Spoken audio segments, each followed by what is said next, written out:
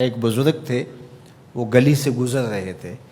ایک شرابی کو دیکھا کہ وہ گندی نالی پر پڑا تھا، نشے میں دھت، حالت غیر ہوئی ہے۔ انسانی ناطے اس پر ترس آیا، اس کو وہاں سے اٹھایا، اس کا منہ دھویا اور اس کے گھر چھوڑ آئے۔ خیرات ہوئی، سحری کے وقت، تہجد کے وقت وہ مسجد میں گئے، وہ بزرگ جیسا ان کی عادت تھی، تو دیکھا کہ ان سے پہلے آج کوئی شخص تہجد کے مصلی پہ بیٹھا ہے اور نوافل ادا کر رہا ہے۔ بڑی حیرت ہوئی، دیکھا تو یہ وہی شخص تھا جس کو آج دوپہر کو گندی نالی سے اٹھا کر کے اس کا منہ دھو کر کے ان کے گھر چھوڑ کے آئے تھے۔ تو حیرت سے کہا، بار الہ تیری قدرتوں کے رنگ، یہ آج ہی تو میں نے شراب خانے سے باہر گندی نالی پہ پڑا ہوا دیکھا۔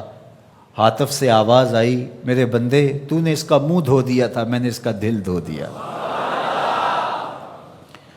تو جب کوئی شخص اپنا منہ دھوتا ہے، اپنے ہاتھ دھوتا ہے، تو اللہ اس کے گناہ دھو ڈالتا ہے۔ تو یہ نصف الایمان ہے، یہ آدھا ایمان ہے۔ ہمارے دین نے ہمیں صفائی کا، ستھرائی کا، پاکیزگی کا، عفت کا، پاک دامنی کا حکم دیا ہے۔ اگر آپ مجھ سے پوچھیں کہ اسلام کا دوسرا نام کیا ہے، تو میں کہوں گا اسلام کا دوسرا نام دین طہارت ہے۔ علماء نے لکھا کہ ایک طہارت معنوی ہوتی ہے، ایک طہارت حسی ہوتی ہے۔ ہمارا دین متقاضی ہے اس بات کا کہ ہمارا دل شرک سے، کفر سے پاک ہو، ہمارا دماغ غرور سے، تکبر سے، اور ہمارا عمل ریا سے، ہمارا دل تصنع سے، بناوٹ سے، حقد، کینے اور بغض اور نفرتوں سے پاک ہو۔ مانوی نجاست سے ہم اپنے آپ کو پاک کریں۔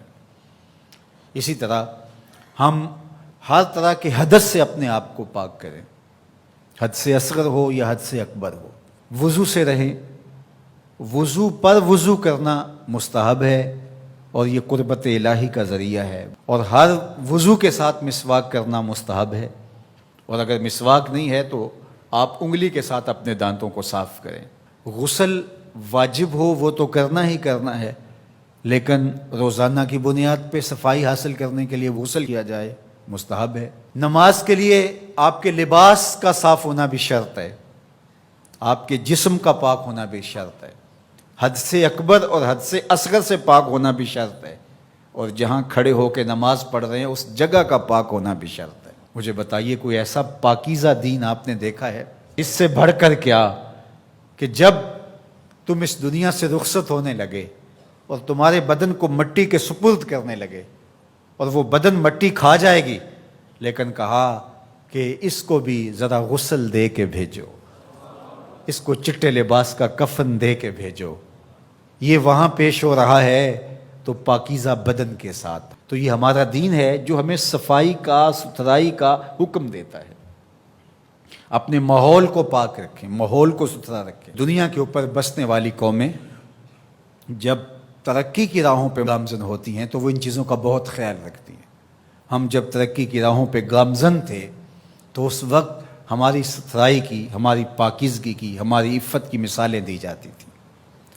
جب پیرس کی گلیوں میں کیچڑ تھا، بغداد عروس البلاد کہلاتا ہے۔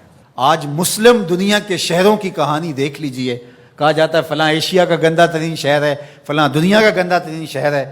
اپنے اطراف میں پھیلی ہوئی گندگیاں دیکھیے، گھر سے شاپر میں گندگی ڈال کر کے اپنے ہی گھر کے دروازے پہ پھینک کے ہم سمجھتے ہیں ہم نے گھر کی صفائی کر لی، وہی پھر پاؤں سے، گاڑی کے ٹائروں سے لگ کے پھر ہمارے اندر جا رہا ہوتا ہے۔ ہمارے دین نے تو ہمیں یہ کہا، اگر کوئی راستے میں گری پڑی چیز کو جو گزرنے والوں کے لیے رکاوٹ بنے، اس کو اٹھا کے ہم پھینک دیں تو یہ جنت کے راستے کی ضمانت بن جاتی ہے۔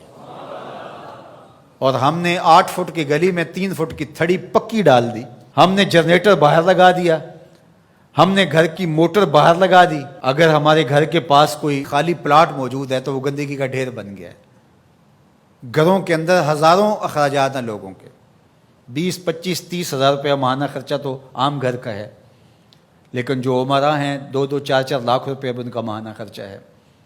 تو جہاں اتنا خرچہ ہر بندہ اپنے گھر میں کر رہا ہے، تو صرف 1-1 ہزار روپیہ ڈال کر کے اپنی گلی کی صفائی کا اہتمام نہیں کر سکتا؟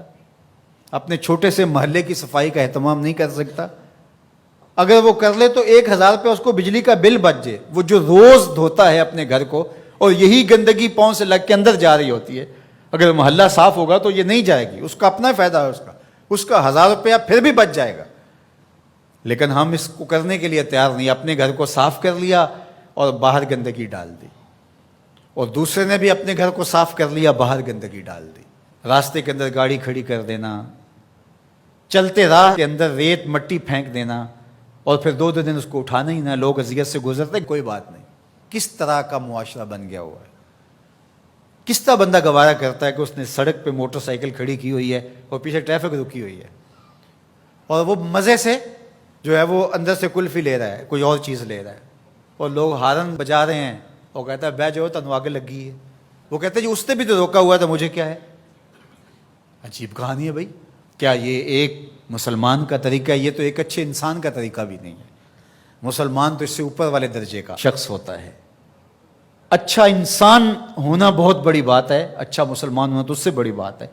تو ہم سوچیں کہ جو ہمارے تیور، لچھن، طرز زندگی، انداز معاشرت ہے، وہ ایک اچھے مسلمان ہونے کی تو دور کی بات، اچھے انسان ہونے کی بھی نہیں ہے۔ تو ہمارا دین صفائی کا دین ہے، ہمارا دین پاکیزگی کا دین ہے، ماحول کی پاکیزگی سے لے کر ذات کی پاکیزگی تک، ظاہری پاکیزگی سے لے کے باطنی پاکیزگی تک، خیالوں کی پاکیزگی سے لے کے سوچوں کی پاکیزگی تک، طرز زندگی کی پاکیزگی سے لے کر انداز معاشرت کی پاکیزگی تک، ایک صالح، پاکیزہ، خوبصورت اور ستھرا معاشرہ تشکیل دینے کے لیے مجھے اور آپ کو کردار ادا کرنا چاہیے، اور ہمیں اپنے حصے کا کام کرنا چاہیے۔